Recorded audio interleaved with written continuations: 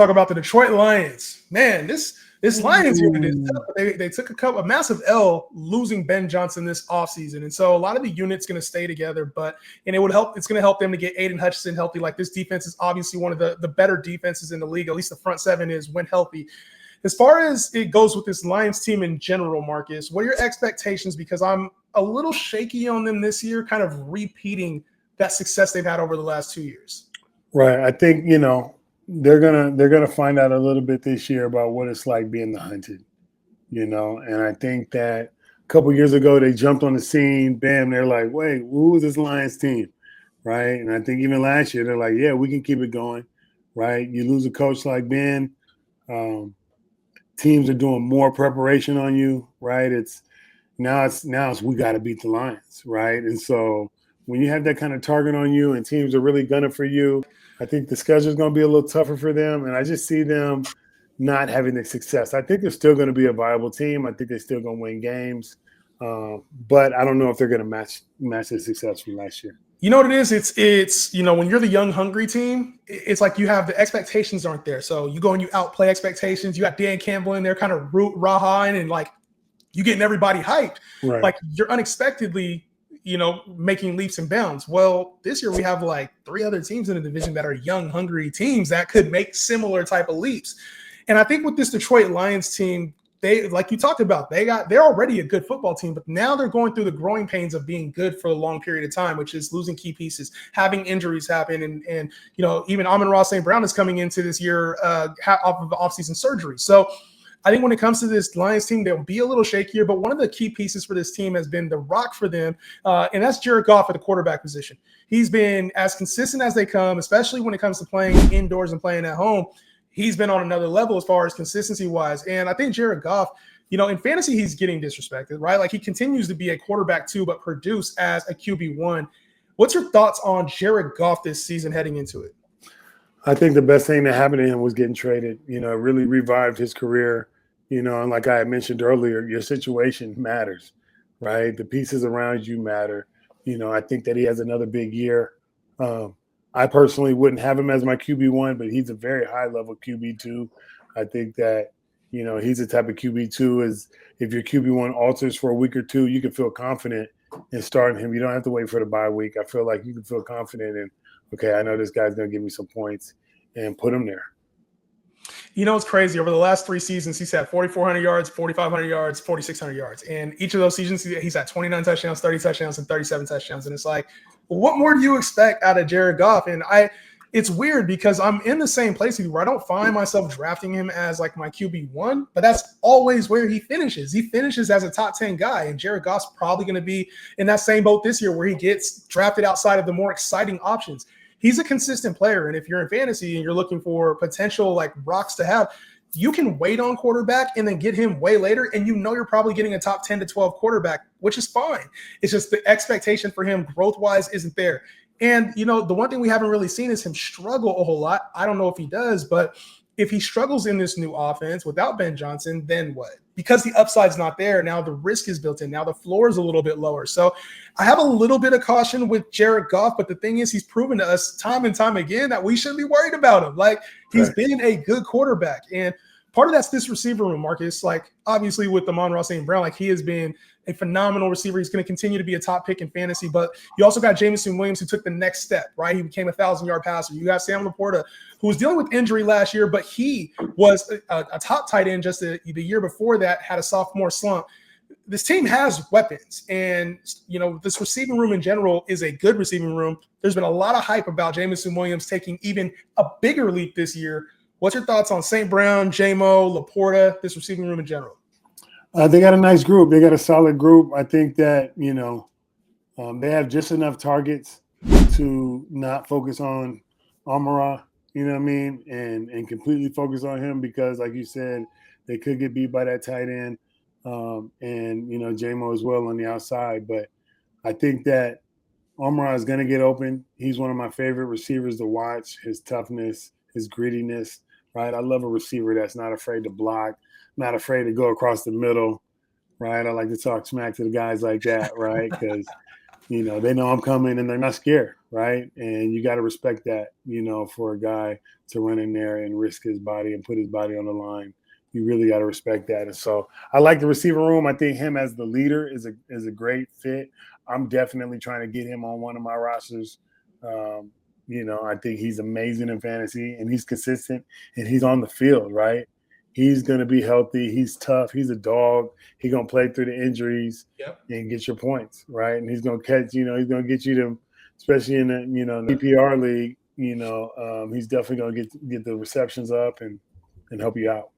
Yeah, St. Brown obviously went through, like I mentioned it very briefly, but he went through a cleanup knee surgery. And so the thought is that he'll be available and 100% ready to go by week 1. But you're talking about a guy who had 1,100 yards, 1,500 plus yards, and then 1,250 plus yards last season. And he's finished as a top 3 receiver at the position in fantasy football leagues over the last 2 years. So I think with St. Brown, you're getting a dog. And the thing is, there's more exciting receivers at the top now. So like Malik Neighbors, Brian Thomas, we got CD again up there, and you're taking Jettas and Chase. So there's a lot of other exciting options. Another floor play at receiver when it comes to St. Brown. So you're getting value there.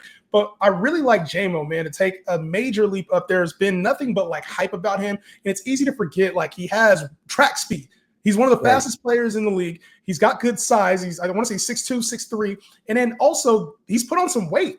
Like, we forget, that first year he was hurt. He coming off the ACL. He got suspended for the gambling. Last year was his first 1,000-yard season. Like, this is a former first-round pick who the Lions, like, they took him early.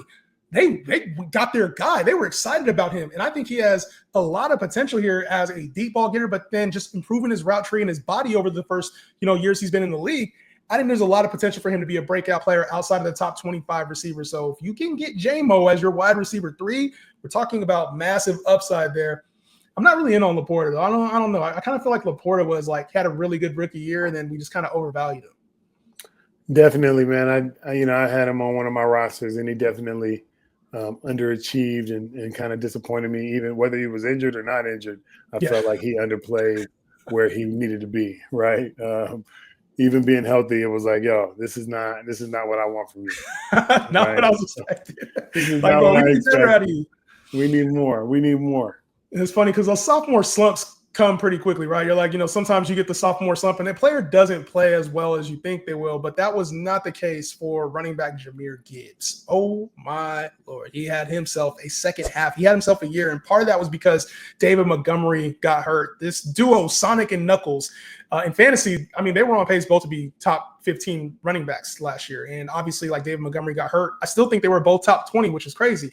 But Jahmyr Gibbs finished in as a top 5 running back in most leagues. He was the RB1.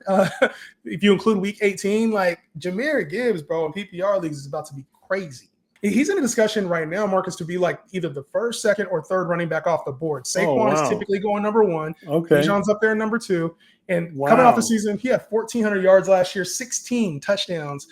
Okay. Is this the type of guy that you think you would take number 1, or you think I'm not taking him first? I'm not taking him first. And here's the thing, and I like him right now. If I get stuck at the bottom of the round, you know what I mean? If I get stuck at the bottom of the round and I need a guy, he's the best available, I would definitely draft him, right? Yeah. I'm not going into the draft planning on drafting him first, second. You know what I mean?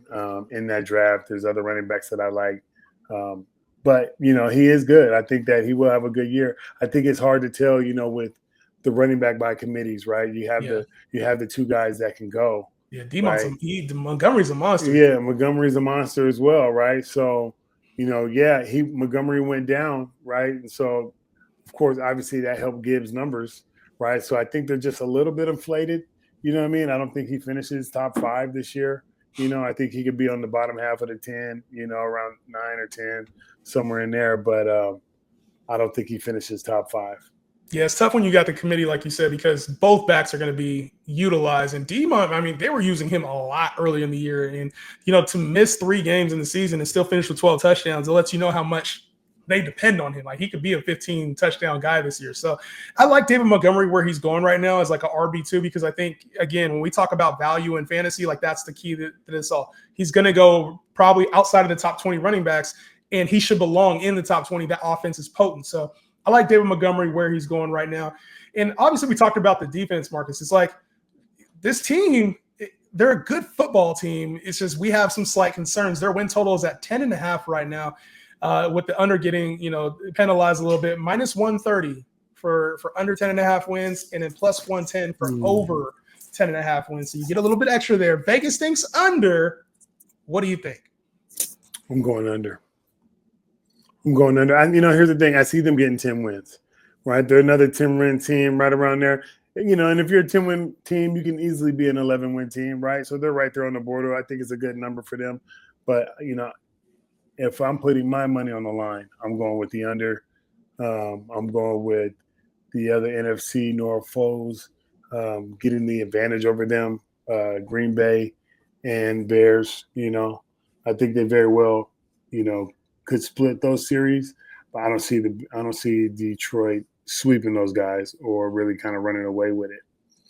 Yeah, it's going to be tough. I just think that this division is getting harder, and we used to just have like the Detroit Lions used to be just that team where like, okay, we know they're going to be a 12, 13-win team. Even to see the total down at 10.5 lets you know, okay, this is going to be a lot more competitive division than everybody's thinking. So for me, I would take the under here on Detroit. It sucks because they're such a good football team, but I feel like there's a lot in limbo. You got one of your stars on offense is hurt. Your other star on defense is coming back from a major injury last year in Aiden Hutchinson. And I hate to say this, but like sometimes when things just always go right for an organization, there's a season where things just don't go right. It kind of feels like Detroit might have some things that work against them this upcoming season, unfortunately. That's just an intuition thing, not an actual football thing. No, man. I'm from the thought of that same intuition, right? Because here's the thing, and one thing you got to understand too with these Super Bowl teams, there's luck involved, right? Like staying healthy. The name of the game is who's the healthiest team, right? Whoever has the key pieces on their team healthy come playoff time, you start to get your role together. You got the best chance, right? Yep. Who could stay the healthiest, right? And that takes luck, right? This is a violent game. You're going to deal with injuries as part of it, next man up type of thing. But who's going to stay the healthiest, right? And at the end of the day, that team that loses their quarterback, that team that loses that RB1, that team that loses, both their tight ends, right? Like those are the teams that get like, oh, sorry. You know what I mean? Like, Like it sucks. But, and here's the thing, when you're winning like that and you get that good fortune, right? Like the Packers didn't get last year, right? I think that they get a little good fortune this year.